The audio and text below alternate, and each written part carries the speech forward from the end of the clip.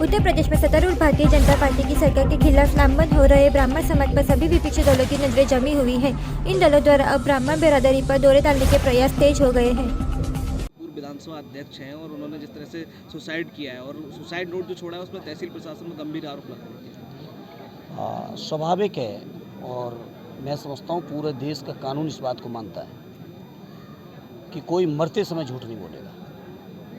और उन्होंने जो सुसाइड लेटर लिखा है वो अपने आप में इस बात का पर्याप्त सबूत है कि किस तरह से बदायूं, और ये बदायूं ही नहीं पूरे प्रदेश का प्रशासन लोगों का शोषण कर रहा है, अन्याय कर रहा है, अत्याचार कर रहा है।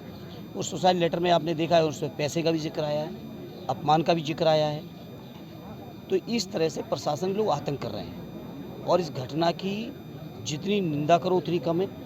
और मैं समझता हूँ उस परिवार को जब तक न्याय नहीं मिलेगा मैं उस परिवार के साथ बहुत ईमानदारी के साथ खड़ा हूँ।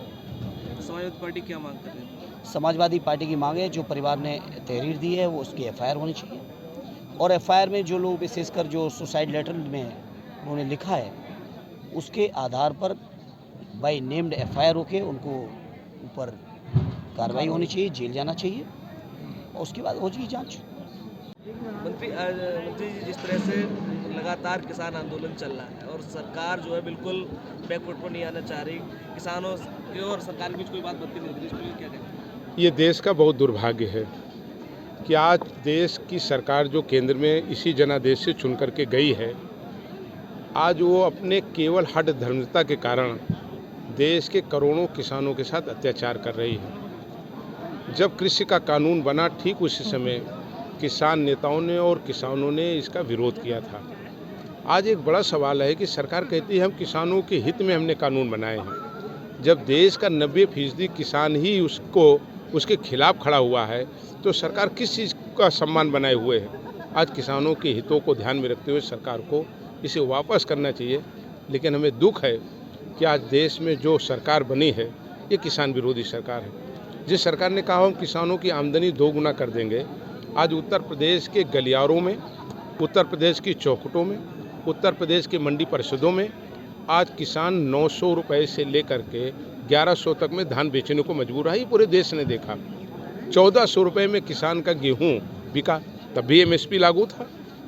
अगर आज उत्तर प्रदेश के किसानों को उनका उत्पादन का मूल्य नहीं मिल पा रहा, देश के किसानों को उत्पादन का मूल्य नहीं मिला, अगर आप तुलना करें तो 2012-17 में केवल उत्तर प्रदेश की बात करता हूँ कि उत्तर प्रदेश की कृषि दर 3.7% थी।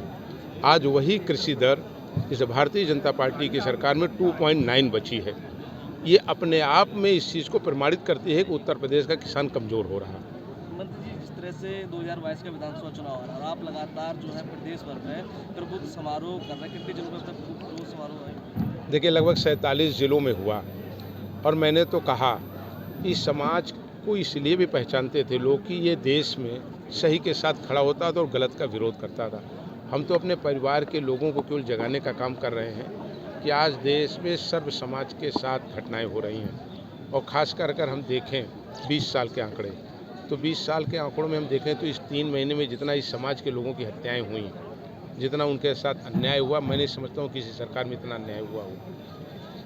और हमें लगता है कि इस समाज ने महसूस किया है कि अकेले समाजवादी पार्टी और आदरणीय अखिलेश यादव जी ही एकमात्र उत्तर प्रदेश में ऐसे नेता हैं जो इस समाज को सम्मान दे सकते हैं, उसे साथ लेकर के चलने का काम कर सकते हैं।